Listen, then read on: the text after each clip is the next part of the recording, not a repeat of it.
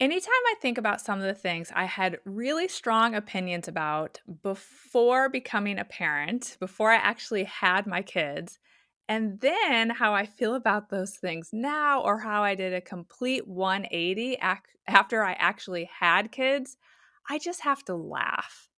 Having a baby and children in general is just so humbling. And you just don't know what you don't know until you actually have your specific child in your life. So, one of the areas where I did a total about face was around having a consistent sleep schedule. And that's what we're going to talk about today. Hi, I'm Allison Edgety, a pediatric sleep and wellness coach and a mom of two. I love to help parents find solutions. This is How Long Till Bedtime.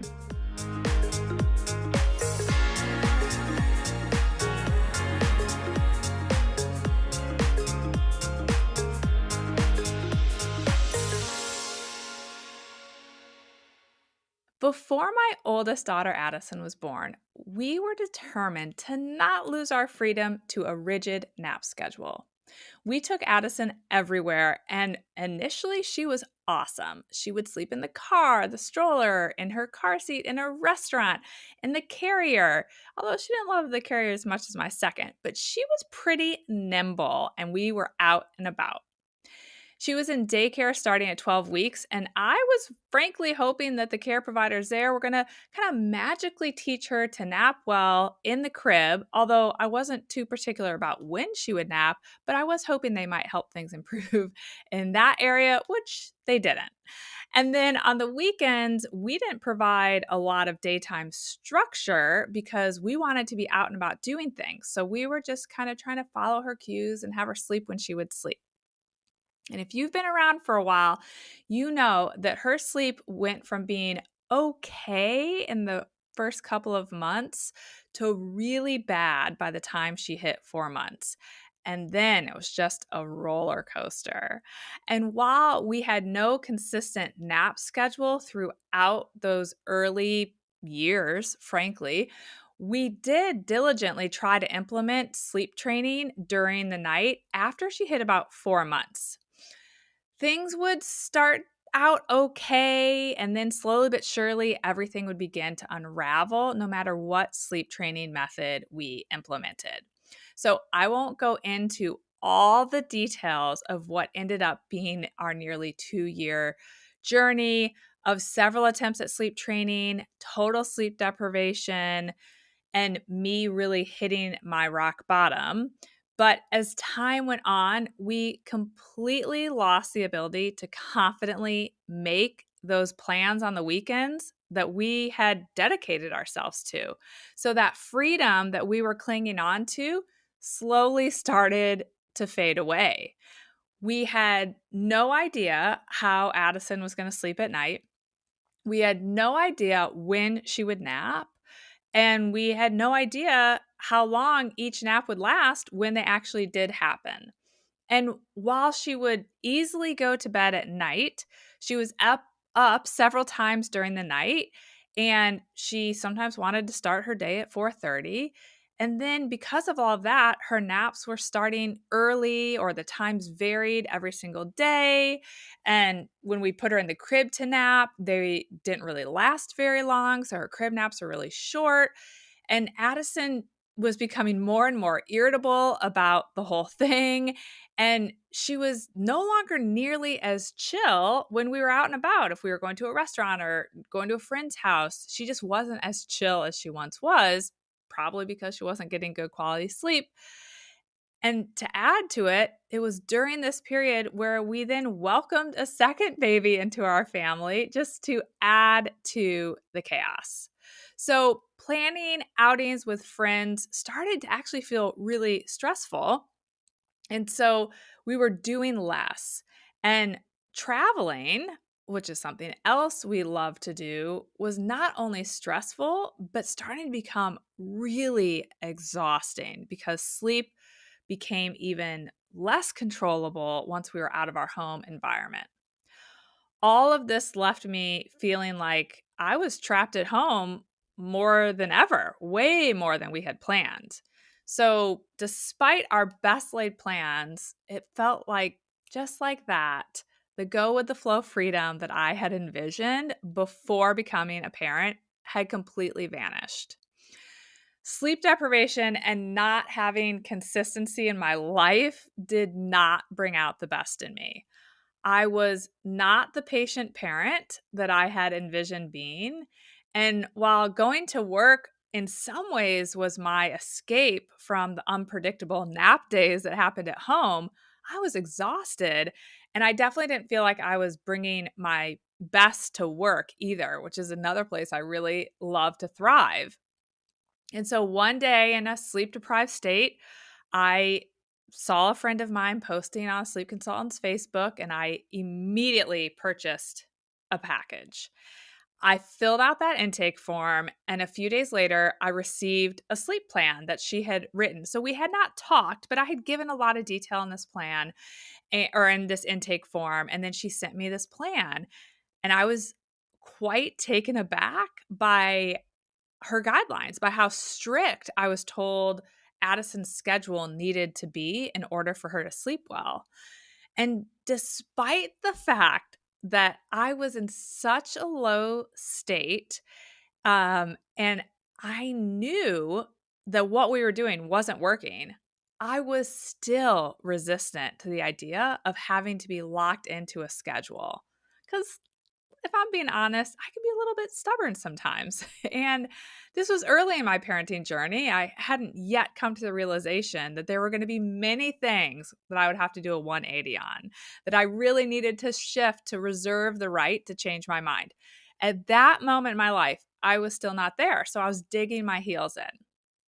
In fact, I didn't even implement the plan that she gave me right away, despite how desperate I was.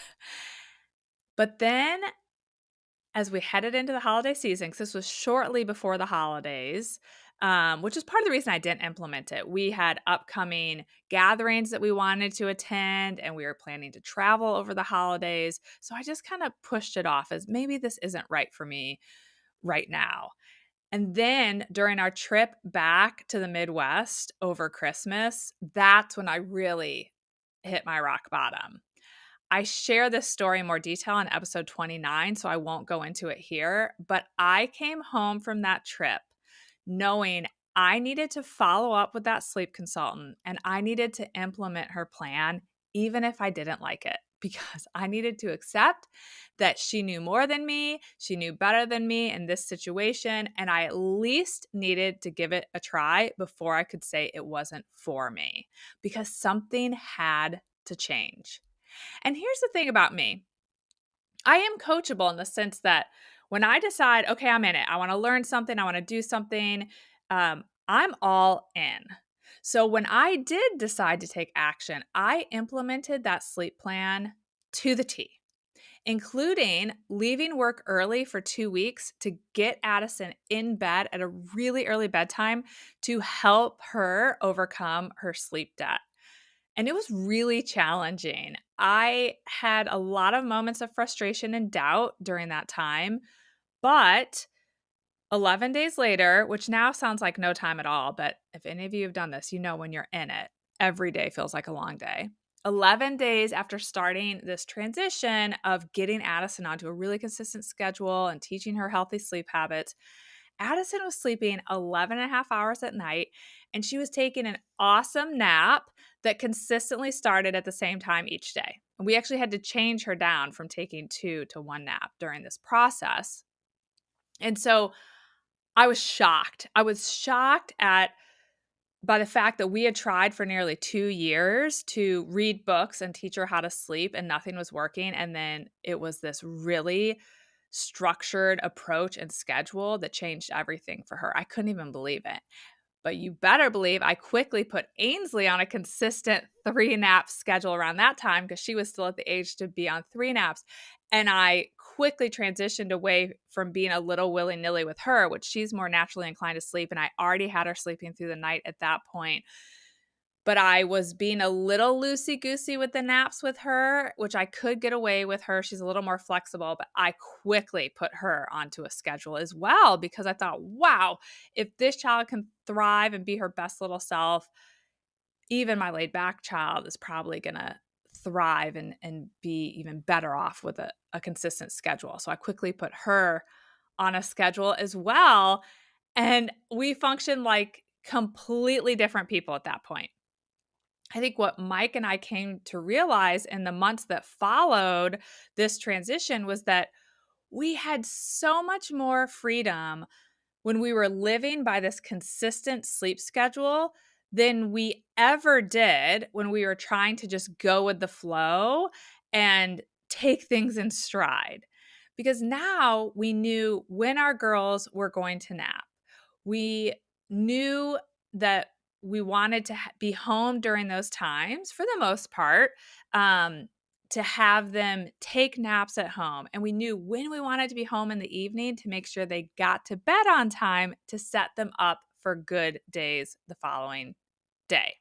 And all of this really allowed us to confidently make plans during the day and in the evening. And I'm not going to lie, we definitely became those people who would leave a lunchtime barbecue or leave somewhere to get home for a nap or leave something in the evening to get our kids home. Addison even more so than Ainsley because she really needed a very structured schedule. But we became those people. But it was so nice to be able to make plans around their naps and to know when we were going to leave and to go to everything with a plan and knowing that the next day Addison would have slept well and that we would all be in a much better mood and be in better spirits during her wakeful time and Ainsley's wakeful time. And this just made everything much more enjoyable for all of us. We started going out to restaurants again and taking her to our friends' houses and to the park and to signing up for different classes. And we got back to doing lots of travel as well. And wow, did travel look so different than it did when I think back to that one Christmas or what we did really for those first 2 years. And so we would plan trips around sleep. And that may not sound great, but it made our trips so much better. I think the big transition that we had was realizing that predictability is freedom. Figuring out how to help Addison get the sleep she needed not only improved her temperament, but it also improved mine. I was a better and happier parent. She was a well-rested and happier child. And that provided another level of predictability that also felt like freedom. And as crazy as it sounds, committing to a sleep schedule for your child can just be incredibly freeing. So if your baby is older than 4 months and you're feeling like your days and nights are really unpredictable, I just want to encourage you to be open to committing to a consistent nap schedule, meaning you have consistent time for nap 1, you have a consistent start time for nap 2, a consistent start time for nap 3, or however many naps your baby's on. Getting to a consistent schedule around naps and then also finding a bedtime that best aligns with your child's circadian rhythm and committing to that for a period of time and try it on, see how it fits for your family. All right, there you have it. There are my feelings about nap schedules and sleep schedules in general and how they can actually result in you feeling like you have more freedom. I would love to hear how you felt about consistent sleep schedules before having a baby versus after having a baby or multiple children. So hop on over to Instagram and leave a comment on the post about this episode or shoot me a DM. It's at Sleep and Wellness Coach. And if you're interested in connecting with me to talk about an ideal schedule for your child, you can always visit sleepandwellnesscoach.com and check out the Work With Me page. Thanks for joining me again today. Bye for now. Thank you for listening to How Long Till Bedtime. To learn how we can work together to improve your child's sleep, please visit sleepandwellnesscoach.com.